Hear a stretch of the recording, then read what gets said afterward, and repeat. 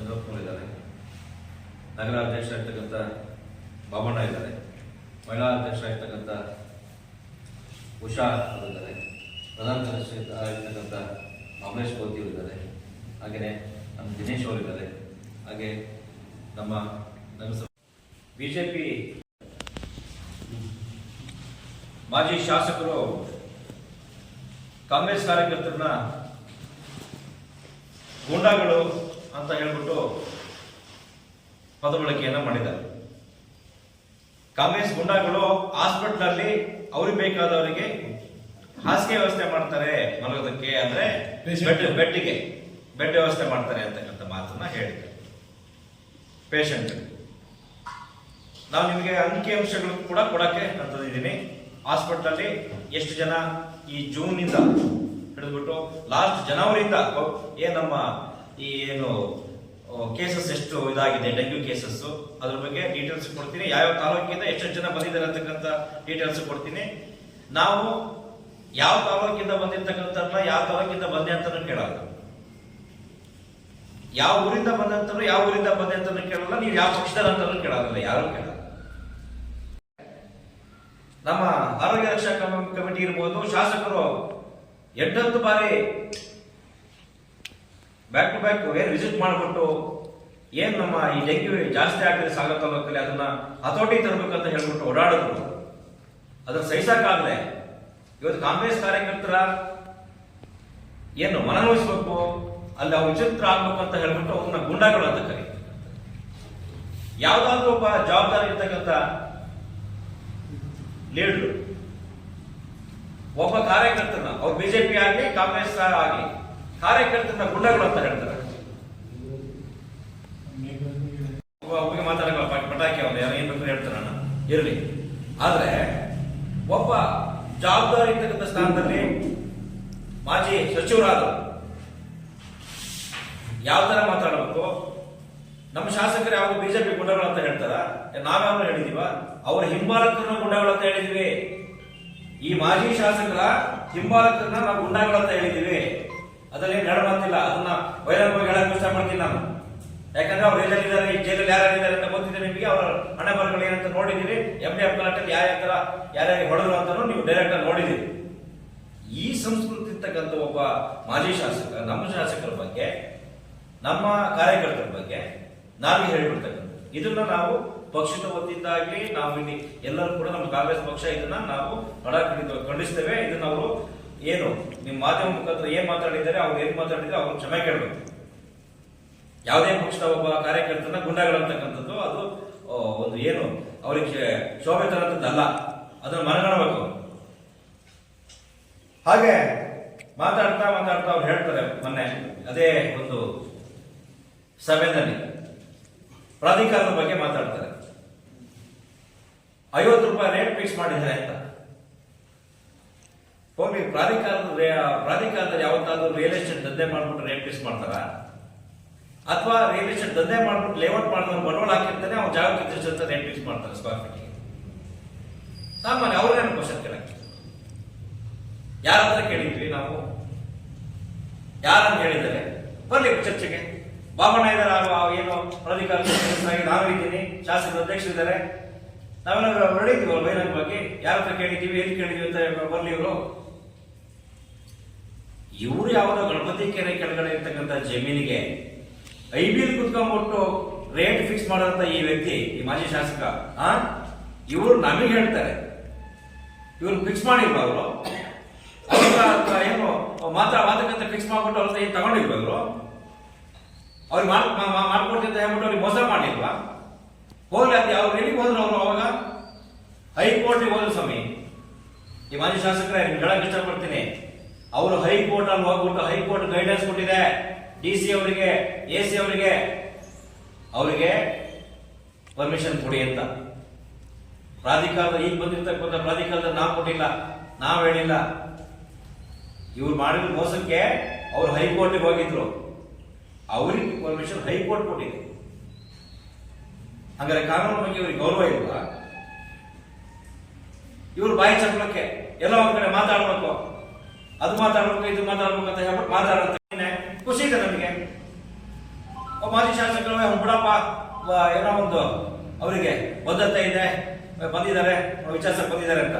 ಅಲ್ಲಿ ಬಂದಿದ್ದು ಗೊತ್ತು ನಮಗೆ, ಅವ್ರು ಯಾರು ಡ್ರೈವರ್ ಮಾಡಿದಂತೆ ವಿಚಾರ ಇದೆ, ಅವ್ರು ಮಾಡಕ್ ಬಂದರು, ಹಂಗೆ ಒಂದು ವಿಸಿಟ್ ಮಾಡಿದ್ದಾರೆ. ಇರ್ಲಿ, ಅದ್ರ ಬಗ್ಗೆ ನಾವು ನೋಡಿದ್ದಾರೆ, ಅದು ಖುಷಿ ಪಡ್ತೀವಿ. ಯಾರ್ಯಾರು ನೋಡಿದ್ರು ಖುಷಿನೇ. ನಮ್ಮ ಒಬ್ಬ ತಾಲೂಕಿನ ಮಾಜಿ ಶಾಸಕರು ನೋಡಿದ್ದಾರೆ, ಸಂತೋಷ. ಜನಗಳಿಗೆ ಆತ್ಮಸ್ಥೈರ್ಯ ತುಂಬುವಂತ ಕೆಲಸ. ಆದ್ರೆ ಬದ್ಧತೆ ಬಗ್ಗೆ ಮಾತಾಡ್ತಕ್ಕಂಥವ್ರು, ನಮ್ಮ ಶಾಸಕರ ಬಗ್ಗೆ ಮಾತಾಡ್ತಕ್ಕಂಥವ್ರು, ಇವತ್ತು ಜೂನ್ ತಿಂಗಳಲ್ಲಿ ಮಳೆ ಶುರುವಾಯ್ತಲ್ಲ, ಈ ಮಳೆ ಎಡೆ ಹೊಡಿತಾ ಇದೆಯಲ್ಲ, DC ಅವರು ಇವತ್ತು ರಜಾ ಕೊಟ್ಟಿದ್ದಾರೆ. ಎಲ್ಲಿದ್ದೀರಾ ಸ್ವಾಮಿ? ಎಷ್ಟು ಮನೆಗಳ ಮೇಲೆ ಮರ ಬಿದ್ದಿದೆ? ನೀವೆಲ್ಲಿ ಯಾರ ಮನೆ ಹೋಗಿದ್ದೀರಿ? ಒಂದು ಮನೆ ಹೋಗಿ ನೀವು ತೋರಿಸಿ. ಯಾಕೆ ಹೋಗಿಲ್ಲ ನೀವು? ದುಡ್ಡು ಖರ್ಚಾಗುತ್ತೆ ಅಂತನ? ಅಲ್ಲೊಬ್ರು ದುಡ್ಡು ಕೊಡ್ಬೇಕಾಗತ್ತೆ ಅಂತನ? ಅಥವಾ ನಮ್ಮ ಪಾರ್ಟಿಯವರಲ್ಲ, ಅವ್ರು ಕಾಂಗ್ರೆಸ್ ಪಾರ್ಟಿಯವರು ಅಂತನ? ನೀವೇ ತಾನೆ ಪಕ್ಷ ಭೇದ ಮಾಡೋದು ಇಂಥದ್ರಲ್ಲಿ. ಕಷ್ಟದಲ್ಲಿ ಪಕ್ಷ ಭೇದ ಮಾಡೋದು ಹುಡುಕದು. ನೀವು ಬದ್ಧತೆ ಇಲ್ವಾ? ನೀವು ತಾಲೂಕಲ್ಲಿ ಮಾಜಿ ಶಾಸಕರಾಗಿ ಹೋಗಿಲ್ವಾ? ಈ ಹಿಂದೆ ನಿಮಗೆ ಅಧಿಕಾರ ಕೊಟ್ಟಿಲ್ವಾ ಈ ಜನತೆ, ಜನತೆ? ಆ ಒಂದು ಕಾಳಜಿ ಇದ್ದಂತಕ್ಕಂಥವ್ರು ನೀವು ಇರ್ಬೇಕಿತ್ತಿಲ್ಲಿ. ಇದ್ಬಿಟ್ಟು ಮನೆಗಳು ಬಿದ್ದಿದ್ದಾವಲ್ಲ, ಈಗ ಆಲ್ರೆಡಿ ಮರಗಳು ಬಿದ್ದಿದ್ದಲ್ವ, ಎಷ್ಟೋ ರಸ್ತೆಗಳು ಹಾಳಾಗಿದ್ದಿಲ್ಲ, ಹೋಗ್ಬಿಟ್ಟು ಹಿಂಗಾಗಿದೆ ಅಂತ ಹೇಳ್ಬಿಟ್ಟು ಮಾತಾಡ್ಬೋದಲ್ಲ. ಅಧಿಕಾರಿಗಳು ನೀವು ಮಾತು ಕೇಳಲ್ವಾ? ಎಲ್ಲರೂ ಕೇಳ್ತಾರೆ. ನೀವಿದ್ದಾಗಿರೋ ಅಧಿಕಾರಿಗಳು ಇವಾಗೂ ಇದ್ದಾರೆ ಸಾಕಷ್ಟು ಜನ, ಎಲ್ಲರೂ ಕೇಳ್ತಾರೆ. ಯಾವ ತರ ಹೇಳಿದಾಗ ಪಕ್ಷ ಭೇದ ಮರೆತು ನಾವು ಒಳ್ಳೆ ರೀತಿಯಲ್ಲಿ ಸ್ವಾಭಿಮಾನದಲ್ಲಿ ನಾವು ಜನಸೇವೆ ಅಂತ ಮನಸ್ಸಲ್ಲಿ ಇಟ್ಕೊಂಡ್ಬಿಟ್ಟು ನಾವು ಹೇಳಿದಾಗ ಎಲ್ಲರೂ ಕೇಳ್ತಾರೆ. ಸ್ವಾರ್ಥವಾಗಿ ಹೇಳಿದಾಗ ಯಾರು ಕೇಳಲ್ಲ. ನಮ್ಮ ಶಾಸಕರನ್ನ ಇದು ಮಾಡ್ತೀರಿ, ಬ್ಲೇಮ್ ಮಾಡಕ್ ಹೋಗ್ತೀರಿ, ನಮ್ಮ ಕಾರ್ಯಕರ್ತರನ್ನ ಆತ್ಮಸ್ಥೈರ್ಯ ಕುಂದಬೇಕು ಅಂತ ಹೇಳ್ಬಿಟ್ಟು ನೀವು ಮಾತಾಡ್ತೀರಿ. ಹಾಗೇನೆ ಮಾತಾಡ್ತಾ ನಮ್ಮ ಶಾಸಕರನ್ನ MLA ಚೇಳಿದ್ದಂಗೆ ಅಂತ ಚೇಳಿದ್ದಂಗೆ ಒಳಗ್ ಬಂದ್ಲ ಯಾಕೆ ಅಂತ ಹೇಳ್ಬಿಟ್ಟು ಇಡೀ ರಾಜ್ಯ ಜನತೆ ಮಾಡಿದೆ. ಅಧಿಕಾರ ಇದ್ದಾಗ ಯಾಕೆ ಮಿನಿಸ್ಟರ್ ಸ್ಥಾನ ಕಳ್ಕೊಂಡ್ರು, ಯಾಕೆ ಯಾವ ಒಳಗ್ಮಂಡಲ ಆಗಿದ್ರು ಇವರು, ಯಾಕೆ ಕಳ್ಕೊಂಡ್ರು, ಎಲ್ಲಿ ಹೋದ್ರು ಅನ್ನೋದನ್ನ ಇಡೀ ರಾಜ್ಯ ಜನತೆ ನೋಡಿದೆ. ನಮ್ಮ ಕ್ಷೇತ್ರ ಅಂತ ಇಡೀ ರಾಜ್ಯ ಜನತೆ ನೋಡಿದೆ. ಆದ್ರೆ ನಮ್ಮ ಶಾಸಕರಿಗೆ ನೀವು ಚೇಳು ಅಂತೀರಿ. ಆ ಏನ್ ಕಾಲೇಜ್ ಇಟ್ಟಿರೋ ಜಾಗ ಇದೆಯಲ್ಲ, ಅದು ಎಷ್ಟು ವರ್ಷ ಆಯ್ತಿತ್ತು. ಎಲ್ಲ ಒಂದು ಕಡೆ ಅದು ಬೇರೆ ತರ ಯೂಸ್ ಆಗುತ್ತೆ ಅಂತ ಹೇಳ್ಬಿಟ್ಟು ಅದು ಆಗ್ಬಾರ್ದು. ಆ ಜಾಗ ಸರ್ಕಾರ ಕುಡಿಬೇಕು. ಅದು ಈ ತಾಲೂಕಿನ ಬಡ ಮಕ್ಕಳು ಓದೋದಕ್ಕೆ ಉಳಿಬೇಕು, ಹಾಸ್ಟೆಲ್ ಆಗಬೇಕು, ಕಾಲೇಜ್ ಆಗ್ಬೇಕು ಅಂತ ಹೇಳ್ಬಿಟ್ಟು ಆ ಜಾಗ ಆದೇಶಿಸಿದ್ದಾರೆ. ಯಾವುದೋ ಸಂಸ್ಥೆಗೆ ಹೋಗ್ಬಿಟ್ಟು ಮಾರ್ಕೊಳಕಲ್ಲ, ಕಮಿಷನ್ ತಗೊಳಕ್ ಕೊಟ್ಟಿರಲಿಲ್ಲ ಇವರು. ಬೇರೆ ಯಾರಿಗಾದ್ರು ಮಾಡಿದಾರ ಅದನ್ನ? ಇಟ್ಟಿರೋದು ಇದಕ್ಕೆ ತಾನೆ, ಸಾರ್ವಜನಿಕರಿಗಾಗಿ ಸರ್ಕಾರಕ್ಕೆ ತಾನೆ. ಅದು ಸರ್ಕಾರ ಲಾಸ್ಟ್ ಉಳಿಲಿ ಅಂತ ಇವರು ಅಂತವ್ರನ್ನ ಕಾಗೋಡು ತಿಮ್ಮಪ್ಪರ ಮನೆಯಲ್ಲಿ ಕಾಗೋಡು ತಿಮ್ಮಪ್ಪರ ಏನು ಅವರ ಹೆಲ್ತ್ ತಗೊಂಡು ಗೆದ್ದು ಅವ್ರನ್ನ ಮನೆ ಹಾಳು ಮಾಡಿದ್ರು, ಅವ್ರು ಚೇಳ್ದ ಅವ್ರನ್ನ ಕುಕ್ಕಿದ್ರು ಅಂತಾರಲ್ಲ. ಕಾಗೋಡು ತಿಮ್ಮಪ್ಪರು ನಮ್ಮ ನಾಯಕರು, ಅವ್ರ ಬಗ್ಗೆ ಮಾತಾಡೋದು, ಅವ್ರ ಬಗ್ಗೆ ಓಲೈಕೆ ಮಾತಾಡೋಂಥದ್ದು ಈ ಶಾಸಕರಿಂದ ನಾವು ಎಕ್ಸ್ಪೆಕ್ಟ್ ಮಾಡಲ್ಲ. ಇವರು ಅವ್ರ ಮನೆ ಹಾಳು ಮಾಡಿದ್ರು. ಸಮಾಜವಾದದ ಹಿಂದಿನಿಂದ ಬಂದಂತ ಕಾಗೋಡು ತಿಮ್ಮಪ್ಪನವರು ಅವ್ರ ಮನೆನ ಒಡೆದು ಅವ್ರ ಮನೆ ಹಾಳು ಮಾಡಿದಂತ ಈ ವ್ಯಕ್ತಿ ಇವತ್ತು ಕಾಗೋಡು ಸಾಹೇಬ್ ಓಲೈಕೆಗಾಗಿ ಮಾತಾಡೋಂತಕ್ಕಂಥ ನಾಚಿಕೆ ಆಗಲ್ಲ ನಿಮ್ಗೆ? ನಮ್ಮ ಶಾಸಕರನ್ನ ನೀವು ಹಾವು ಚೇಳುತ್ತೀರಿ. ನೀವು ಒಳಗ್ ಮಾಡಲ್ಲ. ನೀವು ನಮ್ಮ ಶಾಸಕರಲ್ಲ. ನಮ್ಮ ಶಾಸಕರು ಅಭಿಮಾನ ಇದೆ. ಕಾಗೋಡು ಸಾಹೇಬ್ರನ್ನ ನಮ್ಮ ನಾಯಕರು ಅಂತ ಅಂತಾರೆ, ನಮ್ಮ ನಾಯಕರು ಅಂತ ಒಪ್ಕೊಂಡಿದ್ದಾರೆ.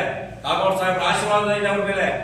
ಆಶೀರ್ವಾದದಿಂದ ಅವ್ರ ಚುನಾವಣೆ ಬಂದ್ಬಿಟ್ಟು ನನ್ನ ಕ್ಷೇತ್ರದಲ್ಲಿ ಗೆಲ್ಸ್ರಪ್ಪ ಅಂತ ಹೇಳ್ಬಿಟ್ಟು ಅವರು ಕೂಡ ಬಂದಿದ್ದಾರೆ. ಕಾಗೋಡು ಸಾಹೇಬರು ಅವ್ರ ಆಶೀರ್ವಾದ ಮಾಡಿ ಗೆದ್ದಿದ್ದಾರೆ.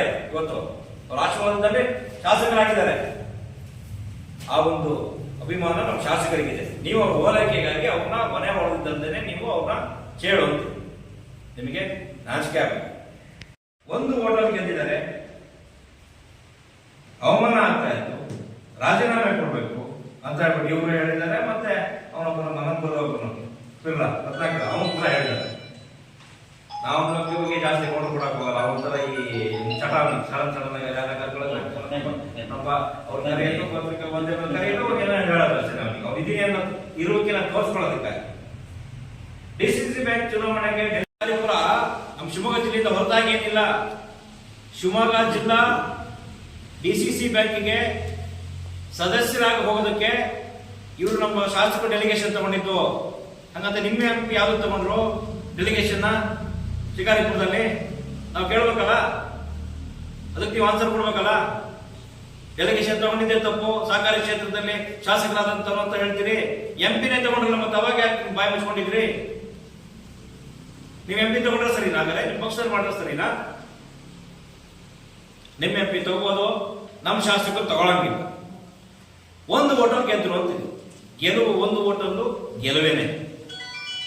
ನೀವು ದುಡ್ಡು ಏನೇನು ಖರ್ಚು ಮಾಡಿದ್ರಿ, ಯಾರ್ಯಾರ ಮನೆಗೆ ಹೋದ್ರಿ, ಯಾರ್ಯಾರಿಗೆ ಫೋನ್ ಮಾಡಿದ್ರಿ ನಿಮ್ಮ MP ಅವರು, ನಿಮ್ಮ ಮಾಜಿ MLA ಅವ್ರು ಯಾರ ಹತ್ರ ಹೋದ್ರಿ, ನೀವು MLA ಯಾರ ಹತ್ರ ಹೋದ್ರಿ, ಈ ಮಾಜಿ MLA ಅವರು ಯಾರ್ಯಾರ ಹತ್ರ ಹೋದ್ರಿ, ಯಾರನ್ನು ಕಳಿಸಿದ್ರಿ, ಎಷ್ಟು ದುಡ್ಡು ಕೊಟ್ಟು ಕಳಿಸಿದ್ರಿ, ಎಲ್ಲ ಬರ್ತವೆ ಮುಂದೆ ಚರ್ಚೆಗೆ. ನಿಮ್ಮ ಮಾಧ್ಯಮಗಳಲ್ಲಿ ಗೊತ್ತಾಗ್ತದೆ.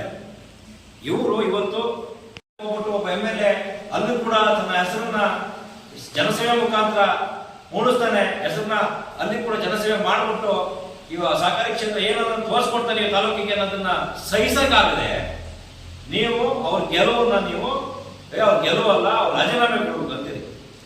ನಿಮ್ಗೆ ಹೇಳಕ್ ಇಷ್ಟಪಡ್ತೀನಿ, ಒಳ್ಳೆ ಕೆಲಸ ಮಾಡಿ. ಇವತ್ತು ನಿನ್ನೆ ಹಾಸ್ಪಿಟ್ಲಿಗೆ ಹೋದ್ರಿ, ಖುಷಿ ಇದೆ, ಹೋಗಿ ಬ್ಲಡ್ ಆಗಿದೆ, ಆದ್ರೂ ವಿಸಿಟ್ ಮಾಡಿ, ಜನಗಳಿಗೆ ನಾವು ಬಗ್ಗೆ ಅವೇರ್ನೆಸ್ ಮೂಡಿಸಿ, ನಾವು ಇದೀವಿ, ಯಾರು ಎದುರ್ಬೇಕಾಗಿಲ್ಲ, ನಿಮ್ ಜೊತೆಗೆ ನಾವಿದ್ದೀವಿ ಅಂತಕ್ಕಂಥ ಮಾತನ್ನ ಹೇಳಿ ಖುಷಿ ಪಡ್ತೀವಿ. ನಾವು ಕಾಂಗ್ರೆಸ್ ಪಕ್ಷದಲ್ಲಾದ್ರೂ ಕೂಡ ನೀವು BJP ನೀವು ನಾಯಕರಾದ್ರೂ ಮಾಡಿದ್ರೆ ನಾವು ಖುಷಿ ಪಡ್ತೀವಿ. ಆದ್ರೆ ನಿಮ್ ತರ ಒಬ್ಬರು ಒಳ್ಳೆ ಕೆಲಸ ಮಾಡೋದನ್ನ ಸಹಿಸಕ್ಕಾಗದೆ ನಾವು ಕಾರ್ಯಕರ್ತರ ಎದೆ ಬಂದಂತ ಕೆಲಸನ ನೀವು ಮಾತುಗಳನ್ನ ಆಡೋದಾಗ್ಲಿ ಅಂತ ಮಾತುಗಳನ್ನ ಮಾಡಲ್ಲ. ಇನ್ನಾದ್ರೂ ಈ ಮಾಜಿ ಶಾಸಕರು ಈ ತಾಲೂಕಿನ ಋಣ ಇದೆ, 5 ವರ್ಷ ಆಡಳಿತ ಕೊಟ್ಟಿದ್ದಾರೆ, ಅದನ್ನು ತಿಳ್ಕೊಂಡು ನೀವು ಕೆಲಸ ಮಾಡಬೇಕು. ಮತ್ತೆ ಒಬ್ಬರ ಬಗ್ಗೆ ಹಗುರವಾಗಿ ಮಾತಾಡೋದನ್ನ ನಿಲ್ಲಿಸ್ಬೇಕು. ಈ ಮಾತಿನ ಮುಖಾಂತರ ಅವರಿಗೆ ನಾನು ಹೇಳಕ್ ಇಷ್ಟಪಡ್ತೀನಿ. ದಯಮಾಡಿ